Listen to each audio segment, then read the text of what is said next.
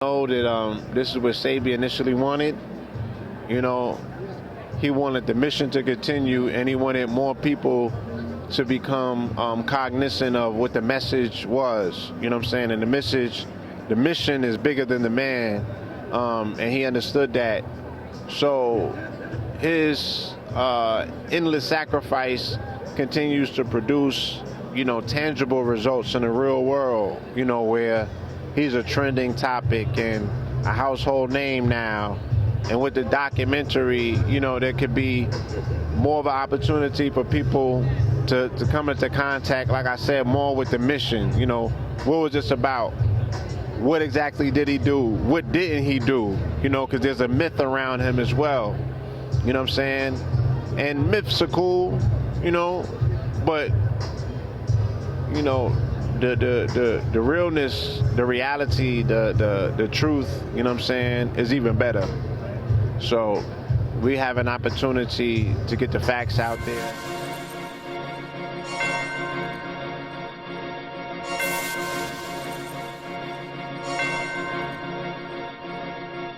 Okay, bro. What you want to know? Yeah. I'm blessed, you know what I mean? I thank God every day, you know what I mean, for me being in this position. Great entertainer, great on the mic, and then even a great worker. I tell you, could beat me one-on-one? Mike could do that. All right, I gotta put the shades on. Growing the game at such a global level. Can't keep up with me, be consistent on a daily basis. Hell yeah, look at him. He act too cool. He act too confident. It comes to such reward for all the hard work that you put in and to rise to the top. Your chain turning your neck purple. We're not. This is KRS-One with the Takeover Files. Make sure y'all stay tuned on this. Realness. What's going on, y'all? We are back. Takeover Files. Atlanta, Georgia, day 3. We Buy Black Committee. We Buy Black Convention. And if you missed these past 3 days, you not only missed a bunch of black-owned business owners, a bunch of kings and queens, but you missed some amazing lectures, amazing just conversation. And the one that I just came from with this man right here, Blue Pill. Yes, sir. How you doing today, sir? I'm doing amazing, my brother. Amazing. First, I want to ask, we're going to talk about how does it feel just to, matter of fact, I need you to just look around. Let's just look right here. Now, what I see right here is history. I see our ancestors smiling right now. I see love. What do you see when you look right here and see all these black-owned businesses? I see magnificence. You know what I'm saying? I see the blossoming of community. I see conscious capitalism. You dig what I'm saying? I see the future. You feel me? Because I see these roads going at least a mile down in both directions. You dig what I'm saying? So I see this venue in the next 4 or 5 years. I seen a vision coming to fruition because I followed the induction of this idea from social media into a fully blossomed convention. So I know if the brother's able to do this in this amount of time, you feel me? What does this amount of time look like? So that's where my vision is. I'm not sure if it was you or your brother who said this vision the Black We Buy Black Convention 2021, 2022. 2022, yeah. And wow, where do you think this is going to be in 2022 from your vision of this? Like I said, I see this going down at least a mile. You feel me? With just rows and corridors of melanated business. Because like we said on the panel, we come from merchants. You know what I'm saying? Not just me per se, us as a people. This is what we do. We produce goods and we merchant, we produce goods and we exchange it amongst one another. You know what I'm saying? We have the capital to spend as a people. They say that we have $1 trillion spending cap or what have you. So we obviously have the money, to allocate to places that we put value in. And I feel the more that we see the value in this as a demonstration, the more that we see value in us as entrepreneurs, the more entrepreneurs that we'll see, the more support that we'll see from the populace, because we have the numbers as a people, you know what I'm saying? So more people coming into this venue equals more people having the ability and the possibility to create. I see entrepreneurialism becoming the wave for the youth, right? Where they like, I don't, you know what I'm saying? I don't just want to dribble a basketball. I don't just want to throw a football. I want to become a business owner. I got this great idea. You know what I'm saying? I don't want to just play video games no more. I want to make video games. You know, and these are going to be the venues that provide the platforms for all of this burgeoning, blossoming genius amongst the youth, right? So that's what I see this as. I see this as the perfect venue to encapsulate and capture all of the blossoming and burgeoning enthusiasm, you know, amongst our youth. Now, when you were on stage, you spoke about just you know, us men loving ourselves, and something that stuck with me. You said, you know, you look every morning and you make every feature smile. Can you just let them know a little bit more about that? Yes. And also the importance of, you know, us loving ourselves and some of the effects. Yes. I was speaking on a visualization practice, a technique that I utilize. I read it in, you know, a book a while ago. I don't recall which one. But the book was emphasizing how you change your energy and your mood, your feeling about yourself. And it was saying to envision, right? When you wake up, you lay down and in your own mind and your own visualization, you should visualize every aspect of your body smiling. So your third eye was your crown. You would start out and you would envision, you know, a smile, whatever that looks like in your head, smiling.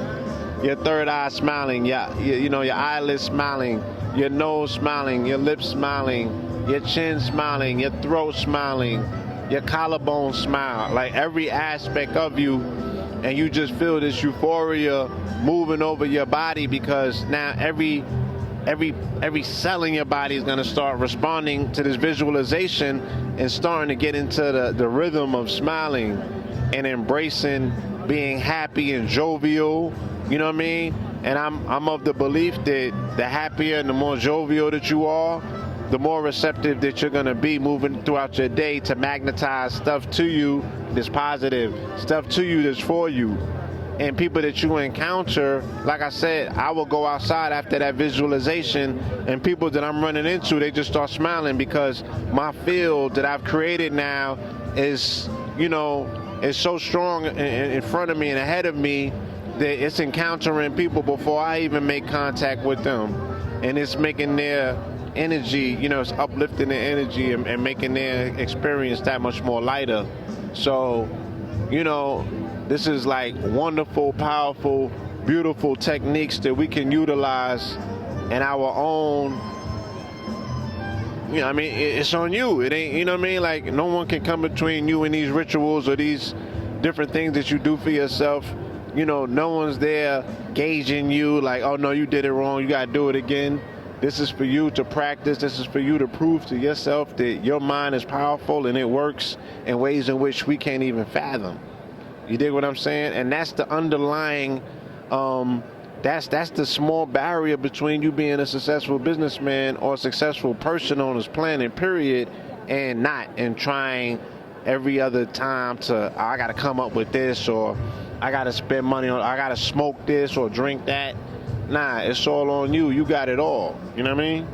I don't mean to keep you up here too long. I do got two questions. Now, one question now. You are Dr. Sebi's son, correct? Stepson, yes. Son.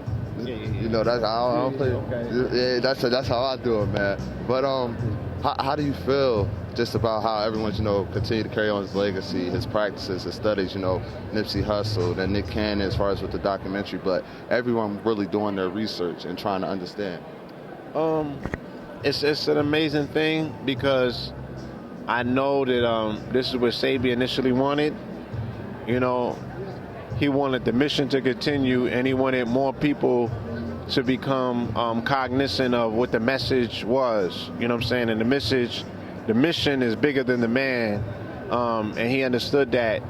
So his endless sacrifice continues to produce, you know, tangible results in the real world, you know, where he's a trending topic and a household name now. And with the documentary, you know, there could be more of an opportunity for people to come into contact, like I said, more with the mission. You know, what was this about? What exactly did he do? What didn't he do? You know, because there's a myth around him as well. You know what I'm saying? And myths are cool, you know, but, you know, the realness, the reality, the truth, you know what I'm saying, is even better.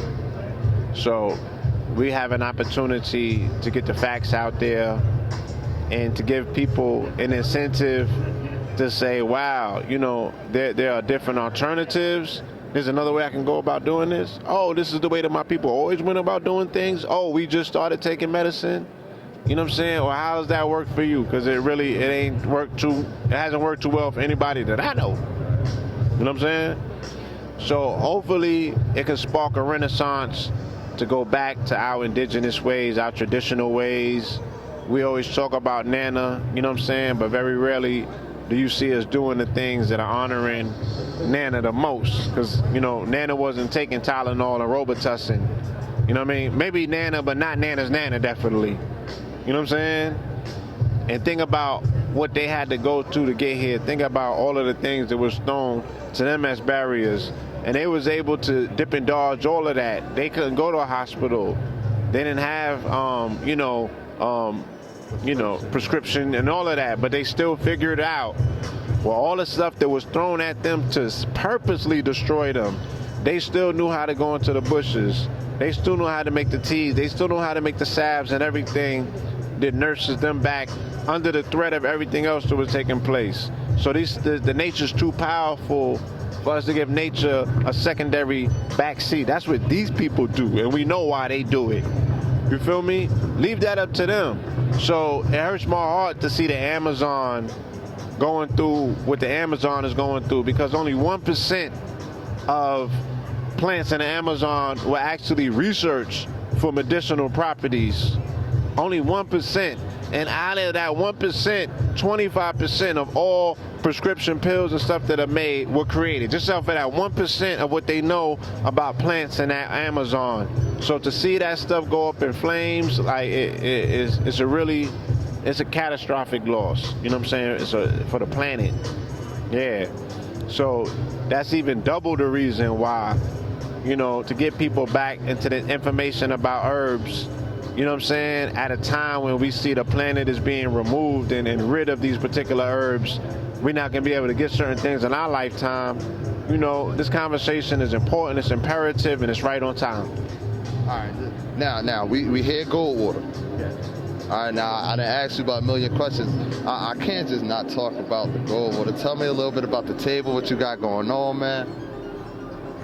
Absolutely. What we have here is one of the most profound products, you know, because like I said, when we talk about ancestors, when we talk about time-honored tradition, when we talk about our ancient history and the mysteries of our ancient history, people are enamored often about Egypt, you know what I'm saying? And it's always based on the topical things, you know, oh, they was into jewelry and it shined, and, you know, the statues were so monolithic and what have you. But we don't talk about, well, what are their spiritual practices? You know, what did they do for health? You know what I'm saying? What was their research in terms of, you know, the things that they mastered in lifetimes that brought them closer to spirituality?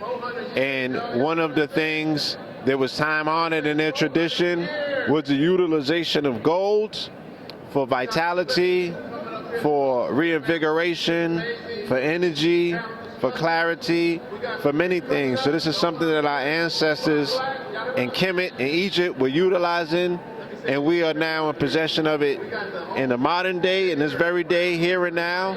You know, we're able to repackage it and present it. I mean, we're the people, we're the gold people, we're the people from this place that we identify as being the home of gold. But you have yet to see us. Other people have aligned themselves with gold as imagery and what have you. This is us, you know. They say that this is beautiful packaging. No, I say this is beautiful packaging. You know what I'm saying? I say that all of this is beautiful packaging. Why don't we look at it like that? right? So this is, this is secondary to who we are, primary as beautiful, melanated sun people, right? And the sun is synonymous with gold. There's a correlation to those properties. So we just, it's just return to the Mac. That's all. We just bringing that old thing back. You feel me? Hey man, let them know where they can find you at. How can they purchase? And get us out of here for the day, man. I ain't gonna I appreciate you. At Blue Pillar 44 on IG. That's BLUEPILLAR 44, and you can find us on Instagram at Goldwater, GOLDEWATER, and as well as goldwater.com. All right, and yes, peace, love, and light. I look forward to you coming forward and taking your journey, getting on the goal. I can't wait for your testimonials. Peace. I appreciate everything. So, great. I definitely can.